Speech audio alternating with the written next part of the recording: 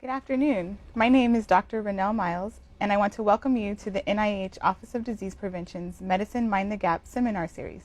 This seminar series explores research design, measurement, intervention, data analysis, and other methods of interest to prevention science. Our goal is to engage the prevention research community in thought-provoking discussions to promote the use of the best available methods in prevention research and to support the development of better methods. Before we begin, I have some housekeeping items. To participate by Twitter, follow us at NIHprevents and submit questions using the hashtag NIHMTG. You may also email questions to prevention@mail.nih.gov. There is also a link to a feedback form at the bottom of the videocast page where you can submit questions during the talk. At the conclusion of today's talk, we will open the floor to questions that have been submitted via email and Twitter. Lastly, we would appreciate your feedback about today's seminar. Following today's talk, please visit the ODP website at prevention.nih.gov/mind-the-gap and click the link to the seminar evaluation under the resources section. Your insights will help us to continue to improve this seminar series. At this time, I'd like to turn things over to Dr. Rachel Ballard, Director of Prevention Research Coordination here in the Office of Disease Prevention. Hello, everyone. Thank you, Renelle. Today is the final part of a three-part Mind the Gap series on screening and disease prevention.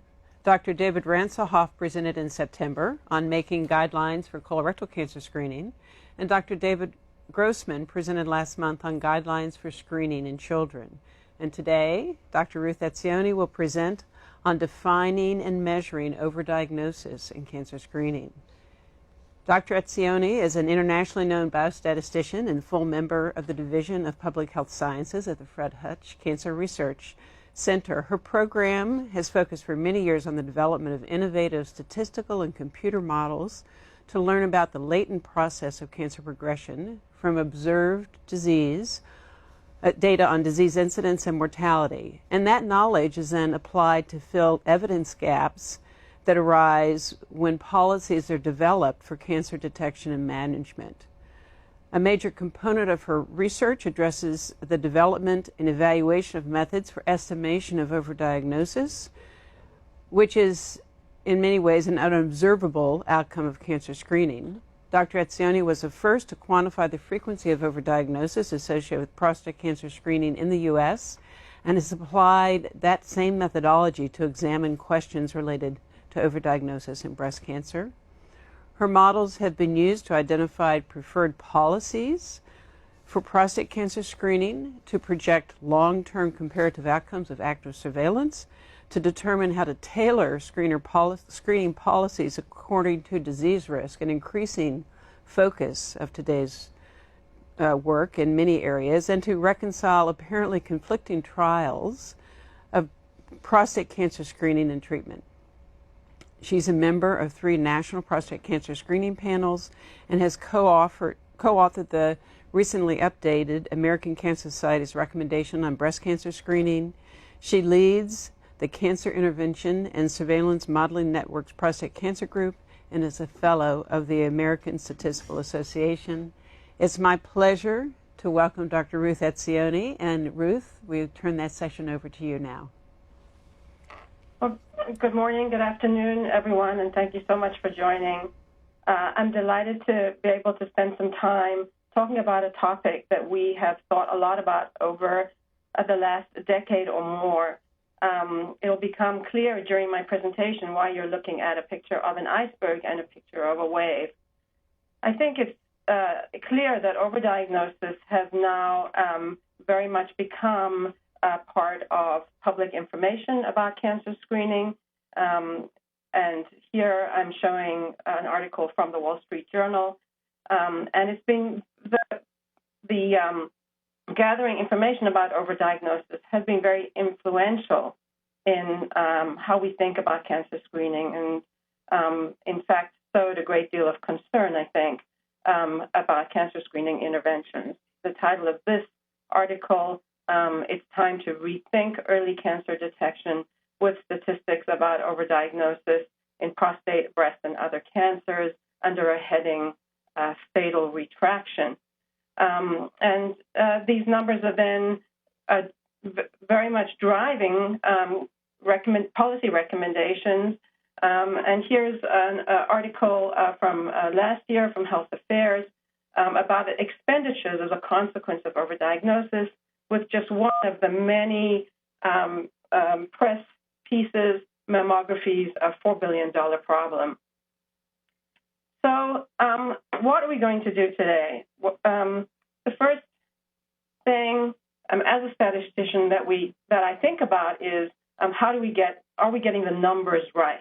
Before we panic and before we change and move policies, we want to be sure that we're doing so on a reliable basis of information.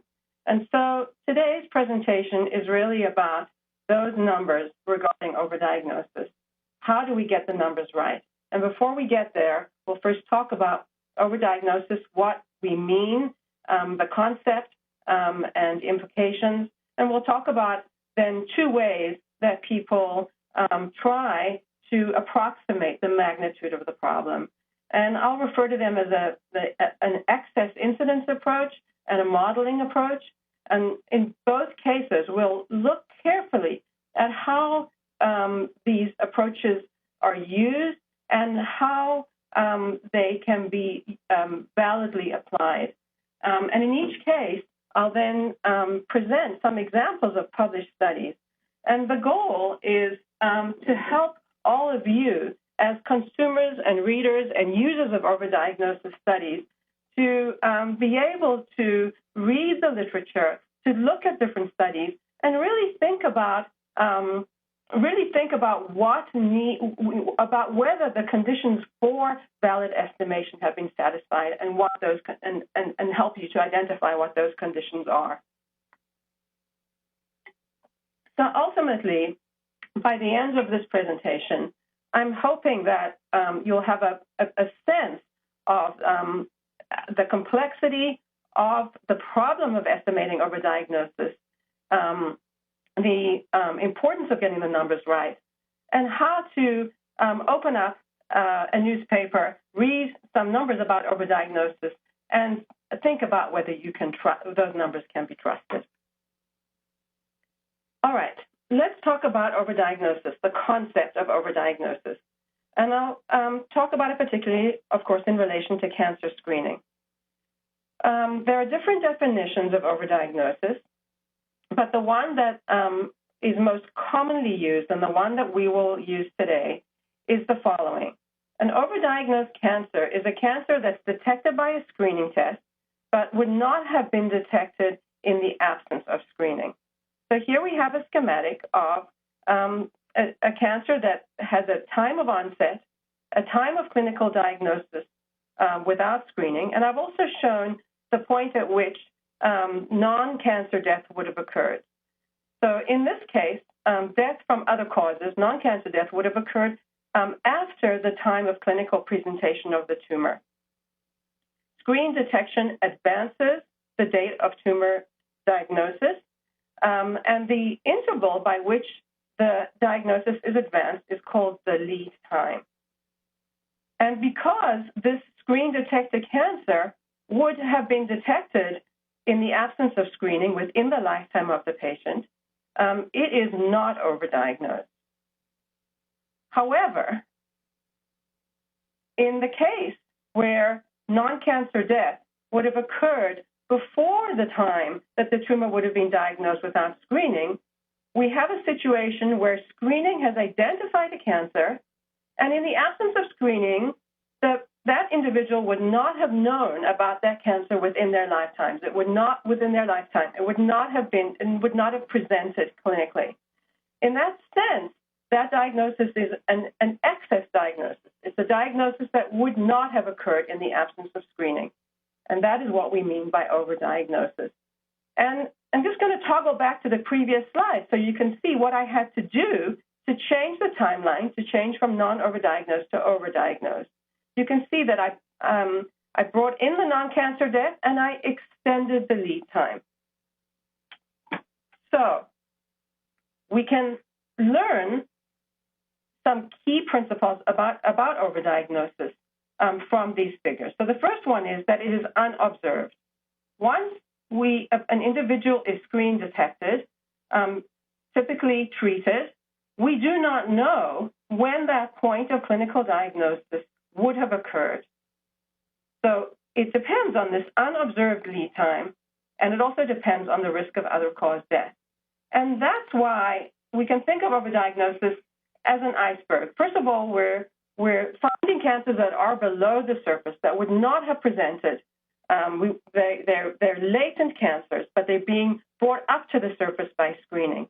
And in addition, overdiagnosis depends on something that's unobserved, the lead time. It is below the surface. Overdiagnosis occurs when the lead time is longer than time to other cause death, as I showed you in the figures. But what does that mean?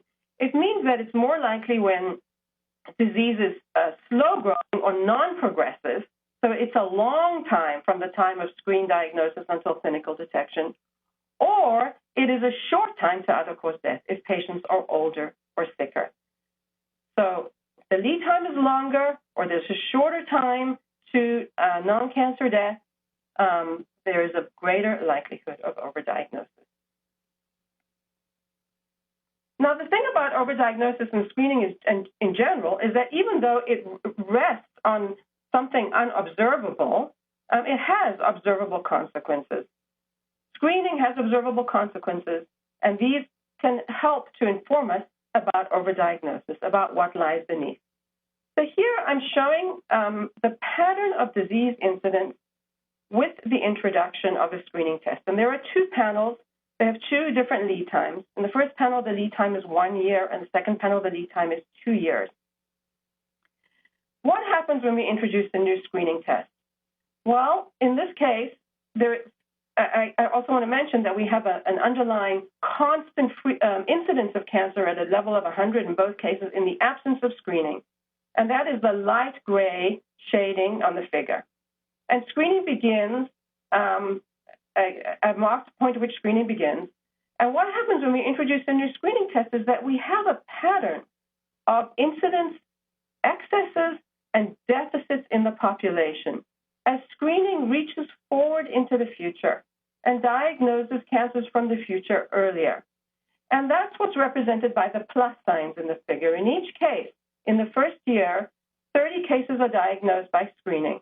In the second year, 20. In the third year, 10. And following the third year, 10 cases.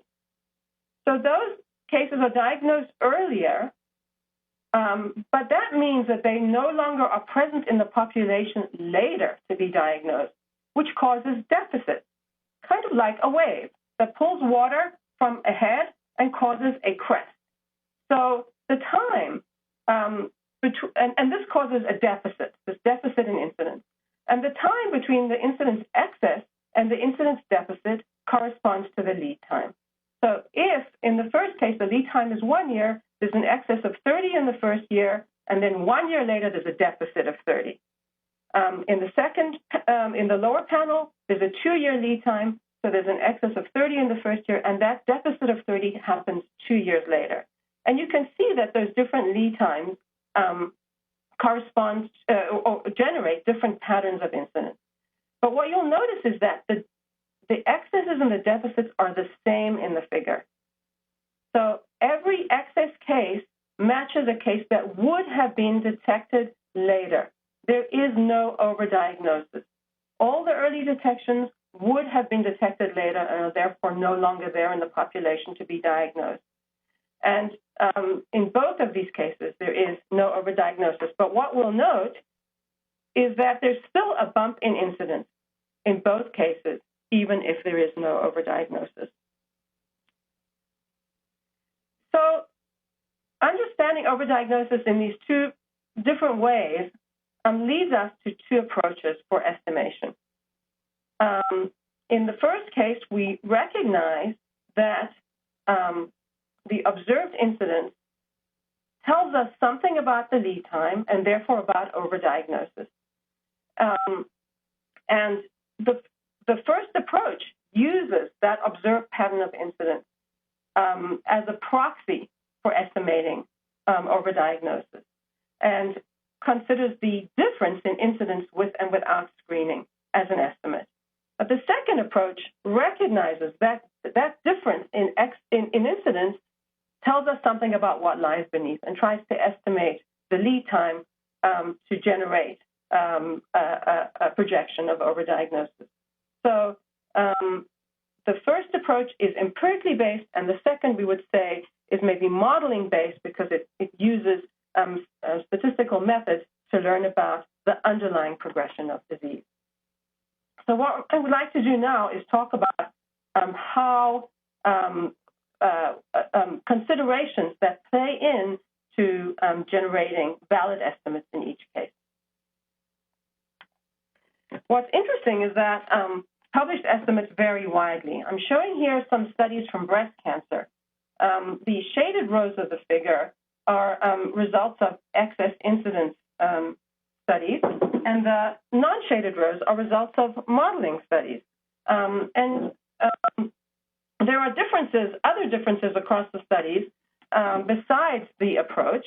For example, there are different measures. I have a column showing the different measures of overdiagnosis, and these can also lead to differences across studies. And some of the studies include in situ cases and some don't. But generally, we can see that those excess incidence studies tend to produce results that are considerably higher than the modeling studies. So first we'll do an in-depth look at excess incidence, and we'll look at three particular issues. The first is timing. We know that from the previous slide that there is a bump in incidence.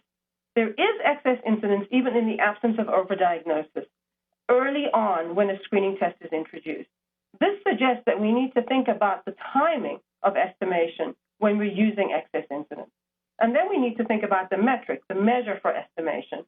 And I'm going to particularly talk about measures that are cumulative, that look at cumulative measure of excess incidence, or kind of an annual measure, a point measure of excess incidence. But there are other issues related to metrics, and particularly, if I can return to the previous slide, looking at the measure, typically overdiagnosis is presented as a ratio, a fraction of cases overdiagnosed, but very often the denominator of the ratio is either not mentioned, and different denominators can give you very different results. So, for example, if you look at overdiagnoses relative to screen-detected cases or overdiagnoses relative to all cases detected, you may get very different results just by virtue of the measure that you're using. And the final thing that I'll mention and that we'll look at carefully is this question of the background incidence. So everything that I've shown you in this toy example we know that there's a constant background incidence, but it's not always obvious, particularly in population studies, what that background incidence is. So I'm going to look, in the case of excess incidence, at different types of studies. First, we'll look at clinical trials, and then we look at population studies. And within clinical trials, I'm going to partition the designs into a continued screen trial, in which screening is continuous through the duration of the trial, and stop screen trials, in which screening occurs for several years, but then both screening and control groups are not screened until the trial is analyzed. And I'm going to show you some work that we've done that developed a general model of these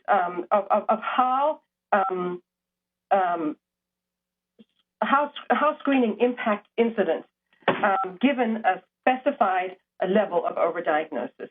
And the setting that we're going to look at is, again, constant preclinical incidence. So we're going to look at cancers that have onset at a constant rate.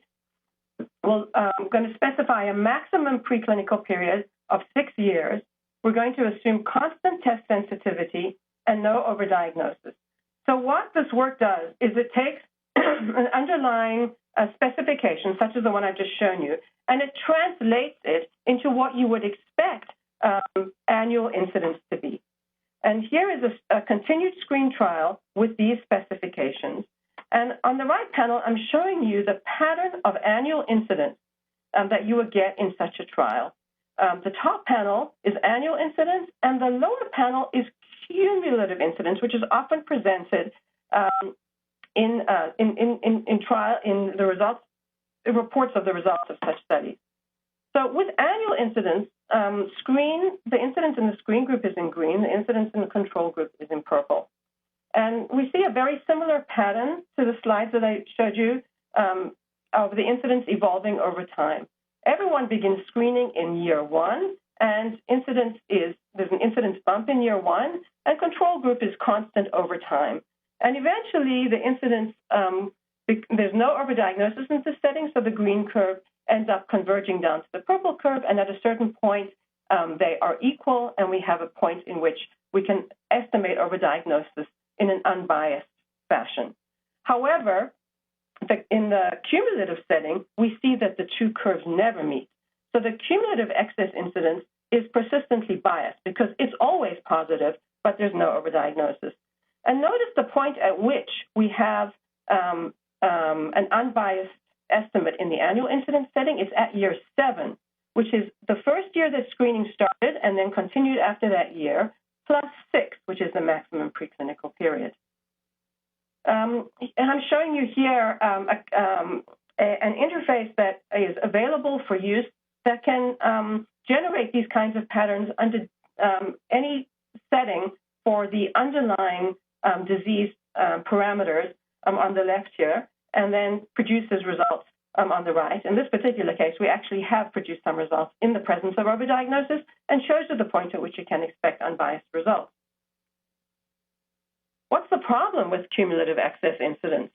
Well, cumulative excess incidence in a continued screen trial ends up being persistently biased for overdiagnosis, and that's because we know that in a screening trial where screening continues over time, we know that screening is pulling cases forward from the future.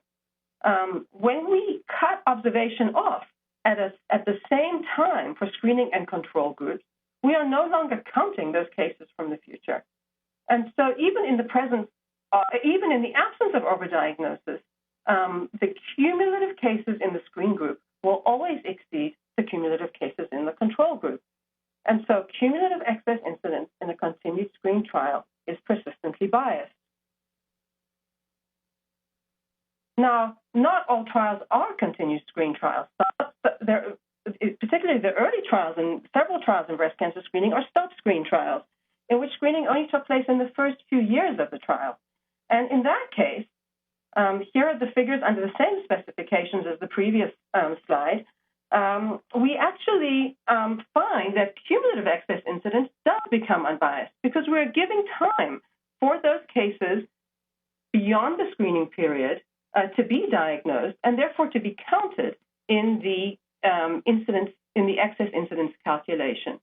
So cumulative excess incidence does eventually become biased, and unbiased, and annual excess incidence also becomes unbiased. But when does this happen? In this case, we had a period of 4 screening tests. So the point of unbiasedness happens when screening ends plus the maximum preclinical period, not when screening starts.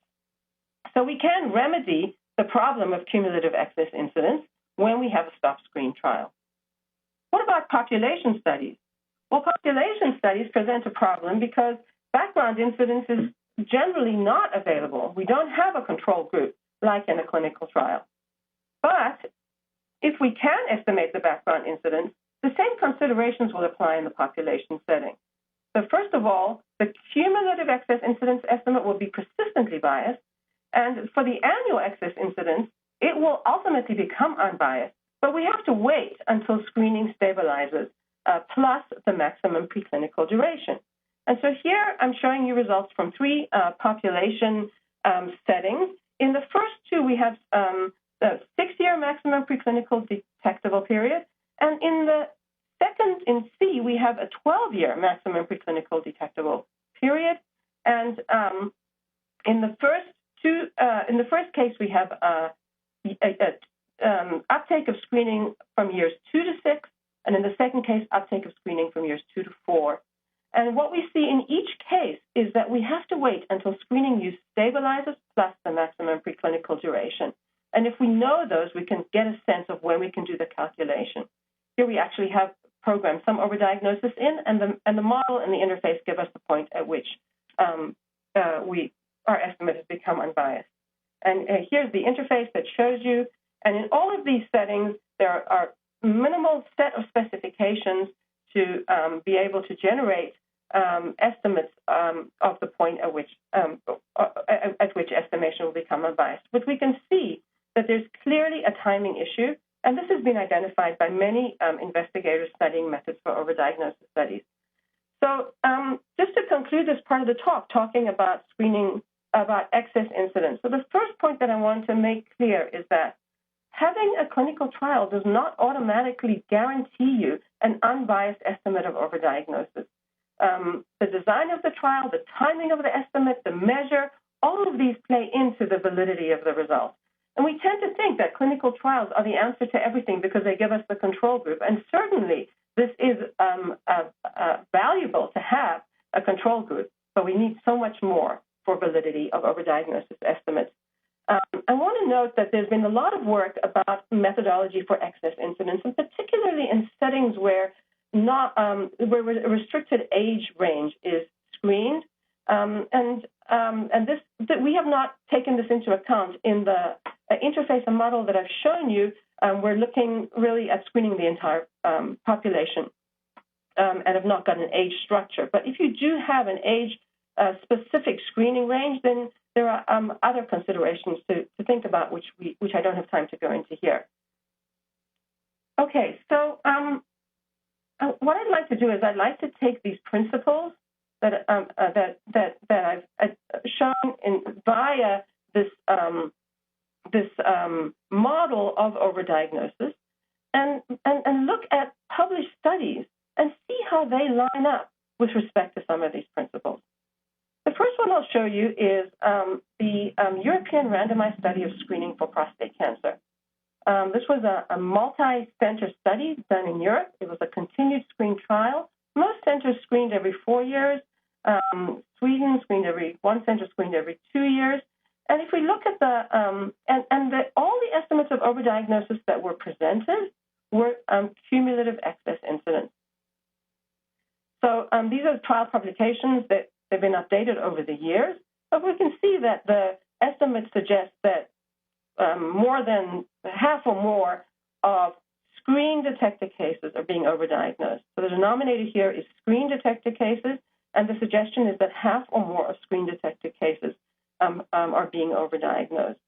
So from what we have shown, we can infer that these numbers are likely overestimates because we have a continued screen trial in which cumulative excess incidence is being used to produce these estimates. And what's interesting about this trial is that there were two prostate cancer screening trials. This trial had a significant benefit of screening in contrast to the U.S. trial that did not show a significant benefit.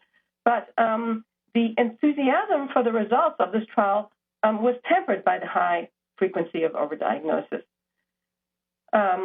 Okay, so let's go to another study. This is the Canadian National Breast Screening Study.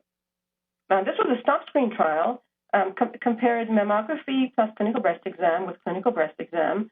The screening happened in the first 5 years, and in the last couple of years, a 25-year follow-up was published.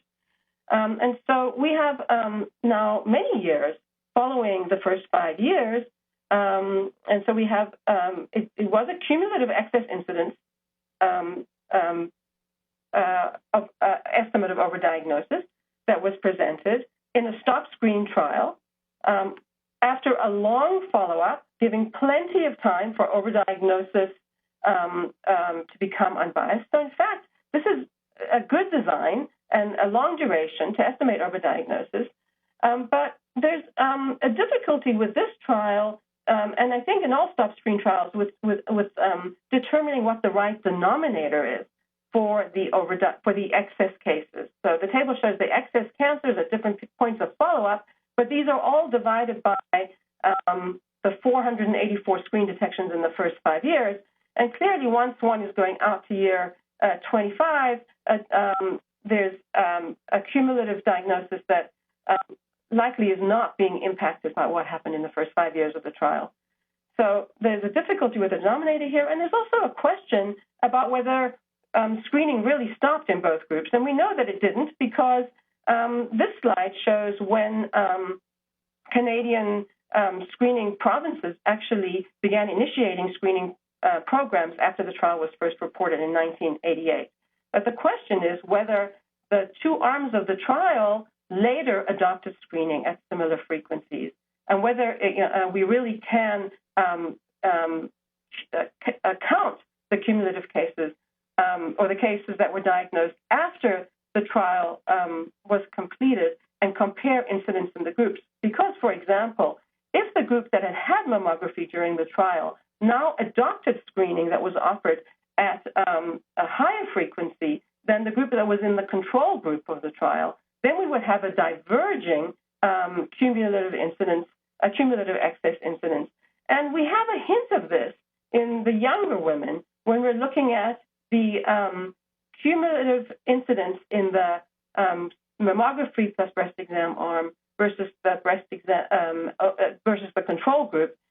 We can see that there was a divergence over time, making it important to recognize that if you have a stop screen trial, in principle, with long follow-up, you can get unbiased estimates of overdiagnosis, but you need to be sure that you have a stop screen trial. Let's look at a couple of population studies. All of these studies published with a certain degree of prominence, some of them a lot of press, and we can really use the principles that we've advanced to try to understand, whether we can trust the numbers. So here's a study of prostate cancer excess incidence. The figure on the left shows excess incidence in different age groups. The baseline is 1986 incidence. So in 1986, that's why we have a 0 for all the curves. And this was a cumulative excess incidence study that suggested that 1.3 men had been diagnosed with prostate cancer, had been overdiagnosed with prostate cancer from 1986 to 2005. This number was widely reported based on cumulative excess incidence and assuming that background trend would have been constant at 1986 levels in the absence of screening. And the last population study that I'll show you in the U.S. is this very prominent study of breast cancer screening. On the left, we have incidence of early stage and late stage breast cancer, and it's an excess incidence estimate looking at the difference between observed incidence and background incidence, where the background incidence trend is imputed based on younger women under 40 who were not exposed to screening.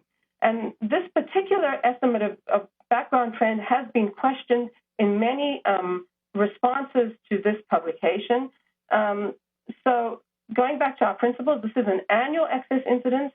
It has a long follow-up after the dissemination of mammography in the 1980s. So in principle, we've got a reliable approach, a reliable excess incidence approach, but there's a lot of question about whether the background incidence trend is reliable, and it's important to recognize that that background trend is an extrapolation over 30 years, so even a small change in the slope of that line could really impact the excess incidence estimate. And it's difficult to figure out the background incidence. Here's a prostate cancer. These are prostate cancer trends before and after the introduction of PSA screening, that big peak coming after the rapid introduction of PSA screening in the late 1980s and early 1990s. But you can see that even before the introduction of screening, there was an increasing trend in prostate cancer incidence. That trend was due to increased use of surgical procedure for benign disease, but it's questionable whether that trend would have continued in the absence of screening, because medical management of benign disease became adopted right at the time that PSA screening took off. And so it's really hard to know, and it's likely that that increasing trend would not have increased. But again, without observation of that counterfactual incidence were often reduced to ultimately doing an extrapolation or even a guess. The last slide I'll show you, or the last study I'll show you, is one that is a population study, but that actually had a reasonable approximation potentially to a counterfactual. And this was a study of breast cancer incidence in Norway. And what happened in Norway was that breast cancer screening was introduced in different areas or counties at different times. And so here, the rows here are the different counties or areas, and the columns are years, and the dark blue squares, the dark green squares are the points at which screening was introduced in each area. And so you can see that screening was introduced at different times, and the areas that hadn't had screening introduced could potentially serve as a background or counterfactual for the areas in which to get a sense of what would have happened to breast cancer incidence in the absence of screening. This study is a cumulative excess incidence, but only after the first year of screening introduction. So that first year is omitted, recognizing that there's an excess even without overdiagnosis. The background incidence is imputed based on countries not implementing screening. But in this study, there's a question about timing, because you can see that for most of the countries that implemented screening, we don't have very long after the implementation to actually calculate incidence. And again, it's cumulative excess incidence, which we know is problematic in population, in a continued screen population situation. Now, I've been talking a lot about that we have to wait long enough until the maximum preclinical duration. But what is the maximum preclinical duration for any cancer that might be detected by screening? In the case of breast cancer, this question actually has not been addressed, but there are several studies of the mean preclinical duration. And here's a study that looked across the screening trials and inferred the distribution of the preclinical duration with a consensus mean of about 40 months. And I will just say that this is an example of a fairly robust literature, statistical literature that develops methods to learn from incidence about underlying latency, not just in cancer, but also in HIV, for example. And there's a set of models for doing this kind of work. And I'll talk more about this idea in the next part of the talk, in which I'll talk about modeling for estimating overdiagnosis. Okay, so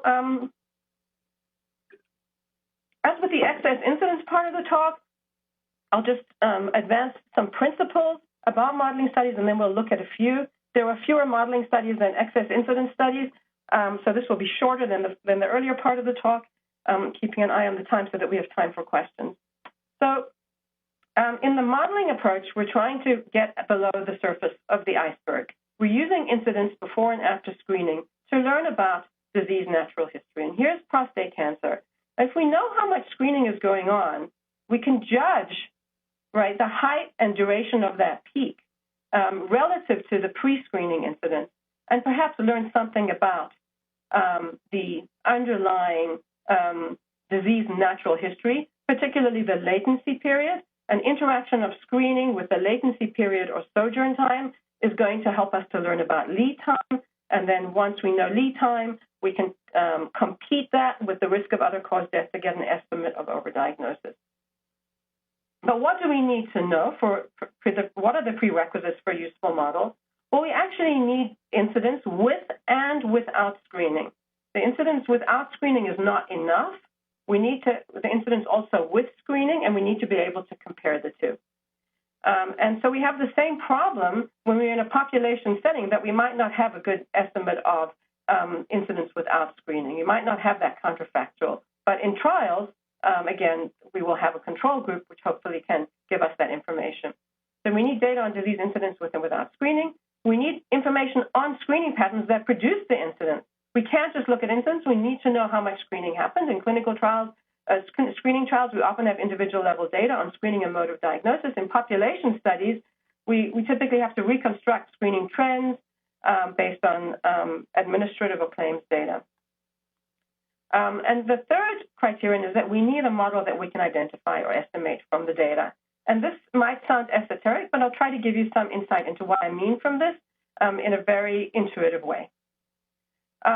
The first study I'm going to show you is one that was published with the U.S. Preventive Services Task Force update of their breast screening recommendations earlier this year.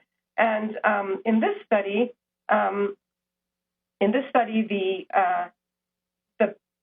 the background incidence, it's a population study, and the background incidence was imputed based on an extrapolation using age period cohort modeling from the period prior to the introduction of screening. This was a population study with a retrospective reconstruction of screening patterns. There are 6 different models in this study. And so the results here are, I think, the median and the range of overdiagnosis across the models as a proportion of all cases detected for different screening policies. And so one has to look across 6 models to know whether that underlying natural history is really estimable from the data. So I'll spend a couple of slides just talking about this problem. Can the model be learned from the data? So what do we mean when we're talking about learning about a model? I've drawn out the idea here in terms of disease states. So we have a healthy disease state, S0, we have a latent or preclinical disease state, ST, and we have a clinically diagnosed or symptomatic disease state, SC. And when we're learning about how disease progresses through these states. What's the risk of going into the preclinical state? What's the risk of progression to the clinical state? And ultimately, if we have a screening test, we may also very frequently want to also learn about the screening test sensitivity. And that body of literature in the statistical literature in cancer and HIV and other diseases with a latent period, most of the models are of this sort. But when we're thinking about overdiagnosis, we may be thinking about a more complex path of disease progression in the sense that we may have preclinical disease that stays preclinical and is never going to be diagnosed and contributes to overdiagnosis. In that case, we have a more complex disease progression path.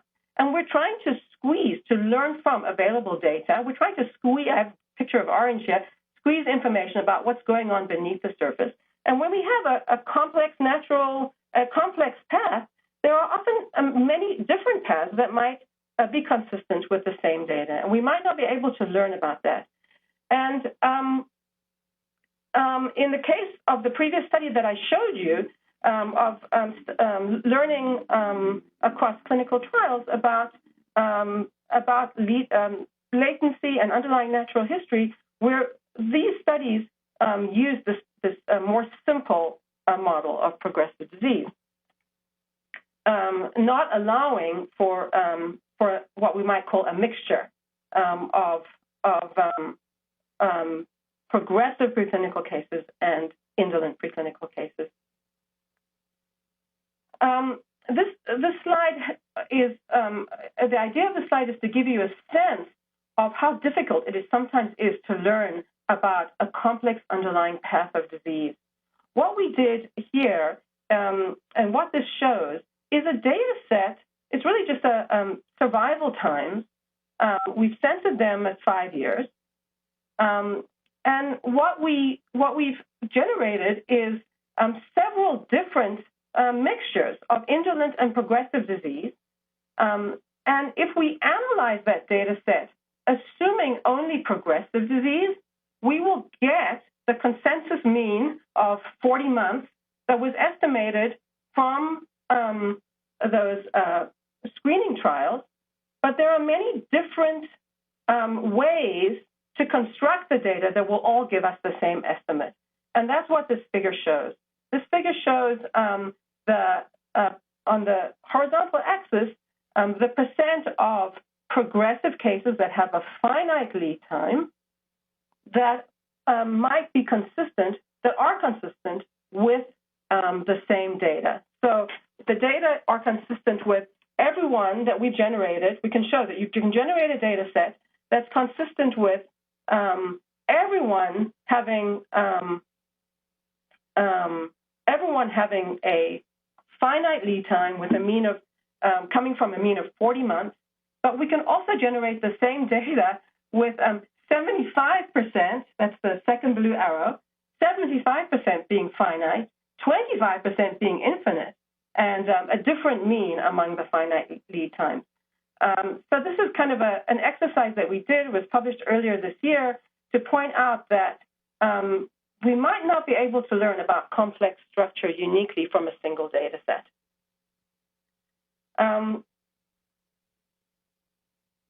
I'll show you in the next couple of slides a model that we've fit to population prostate cancer data to contrast with the excess incidence study of prostate cancer that I showed you earlier.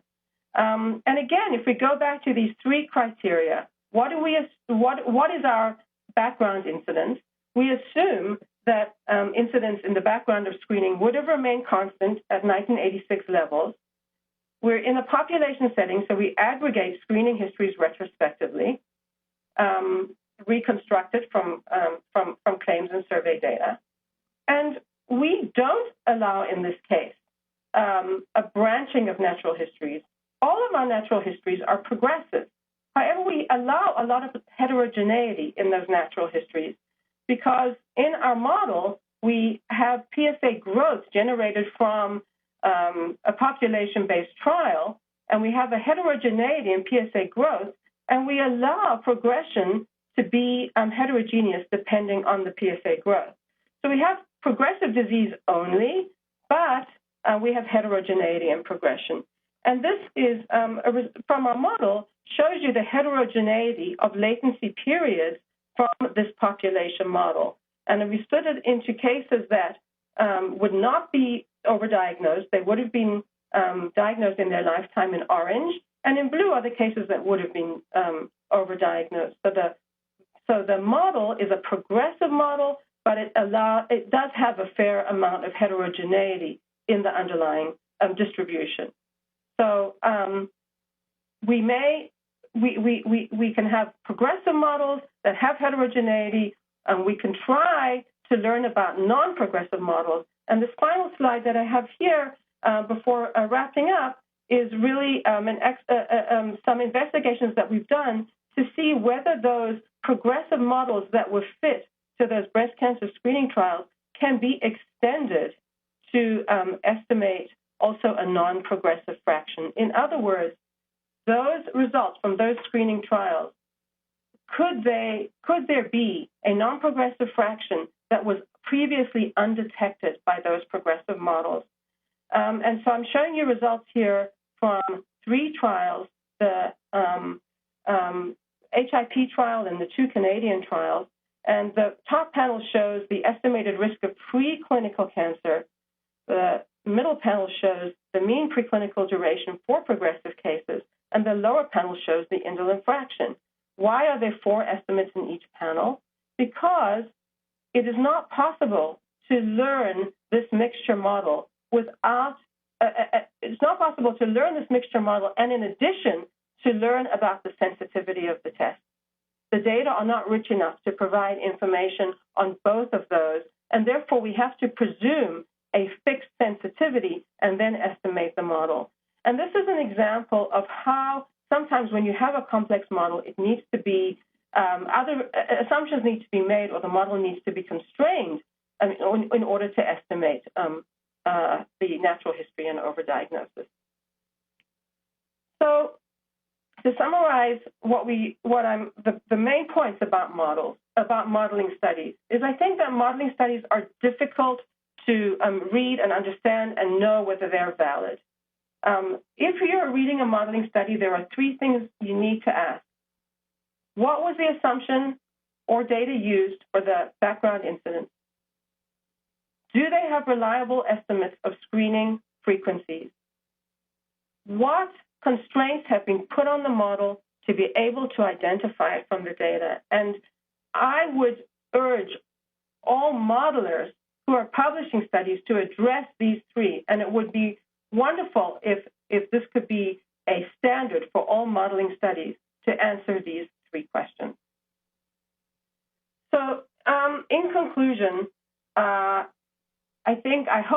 become clear that overdiagnosis is an unobservable quantity, and it's hard to estimate. Excess incidence is an empirical, simple idea. We would love it to work, but it only works in certain settings, and it doesn't always work in clinical trials. Modeling studies are complex. They have a history, but it is universally true that models make assumptions, and when we're trying to estimate a complex natural history and allowing a mixture of indolent and progressive cases, we may have to make strict assumptions in order to be able to extract information that is unique and valid from available data. So in terms of the take-home messages, I think there are four. The first one is to be informed. What is the overdiagnosis estimate exactly? What is the denominator? What is the measure? Is it cumulative? Is it annual? Buyer beware. Understand why overdiagnosis estimates may be suspect. Don't believe everything you read. Media reports, I think, can just not address this complexity. But if you are able to take a report and think about what lies behind the results, maybe you can arrive at a point of trust in the numbers. And the final thing I will say is avoid the echo chamber. This is a very polarized field. There are camps that subscribe to a certain method and a certain preconception about overdiagnosis, and I think it's very important to read across the lines to recognize that there are different approaches. And ultimately, I'm hopeful that by being careful and thoughtful about both approaches, that we can try to generate a consensus in the field. So I'll end there. A lot more to think about than just fatal retractions, and I look forward to questions. Thank you. Thank you, Dr. Etzioni. We have one question from the viewer. They want to know, how does the incidence of... Can you hear me? Oh, sorry. How does the incidence of overdiagnosis of heart disease leading to unnecessary stents compared to those for different cancers?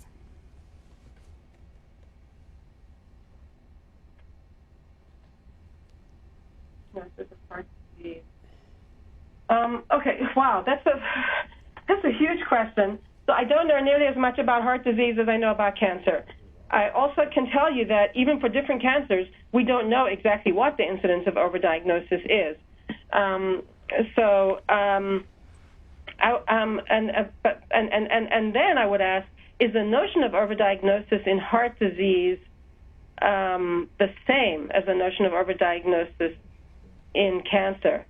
And different concepts of overdiagnosis in heart disease will generate different estimates. So I think that it's a big question, and I guess I don't really have a simple answer for it. Thanks, Ruth. I think you're right that it is a big question.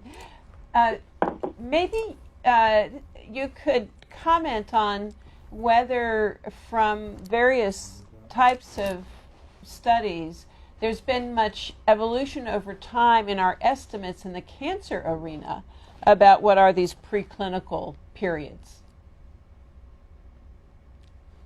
Okay, I think that if you're asking about the preclinical periods, so then I'm thinking that you're asking about modeling studies. And I will say that I don't think that there has been a lot of evolution. I think that what happened in the cancer arena, and again, it's different for different cancers, but if we take breast cancer, for example, there was work in the kind of the statistical and biostatistical community, led by luminaries like Marvin Zelen, that took screening trial data and estimated these preclinical durations. And they never looked at overdiagnosis. At the time, overdiagnosis wasn't a topic. And so, as a consequence, those methods have not yet been evolved sort of for the overdiagnosis discussion, and that's what we're trying to do.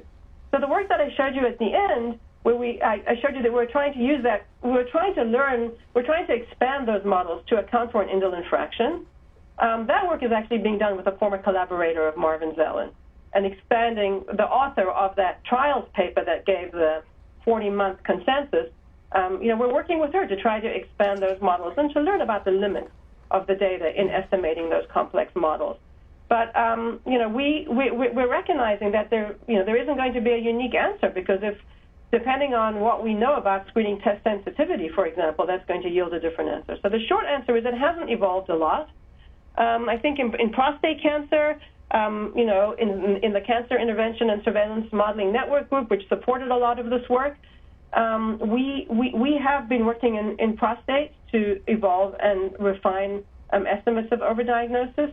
But that has only been maybe in the last decade, so it hasn't been over a long period of time. Great. That's how Renelle has another question from listeners. How do we estimate or calculate overdiagnosis in screening trials with no control groups or receiving other tests? So you can do it if you have. I think you can do it if you have an adequate number of interval cases. In other words, in a screening trial where you're screening frequently and pretty much everyone in the screening arm is detected by screening, you can't do it, right? If you have a screening trial where you have less frequent screens, you have patients being diagnosed between screens, you may have and you have follow-up maybe after the end of the trial and are tracking diagnoses in that time, in the absence of screening, potentially the end of the trial, you may be able to extract a model of natural history. But in the case where you don't have very many interval cases are much more informative than screen-detected cases, because screen-detected cases, their latency period is essentially censored. And interval cases, you see when they're clinically detected, and so their latency period is not censored, and they're more informative. So you need both if you're not going to have a control group. Ruth, I wanted to raise one more question. People often have questions about false positive tests. Can you comment, we only have a minute left, about what the difference is between overdiagnosis and false positive tests? Well, they're completely different. A false positive test is the test is positive, but the biopsy is negative. An overdiagnosis, the test is positive and the biopsy is positive. The consequences of both are very different, right? An overdiagnosis is going to potentially lead you down a path of treatment. A false positive is not. So the costs and consequences are very different. An overdiagnosis is a real cancer, but cancer is heterogeneous, so it's more likely to be a slow-growing cancer. Okay, we have one question. Maybe you can answer it in 30 seconds. Sure. Can we use the fraction of cancer cases that die from their disease to help build models that need to partition progressive from indolent disease? Well, it's going to be it's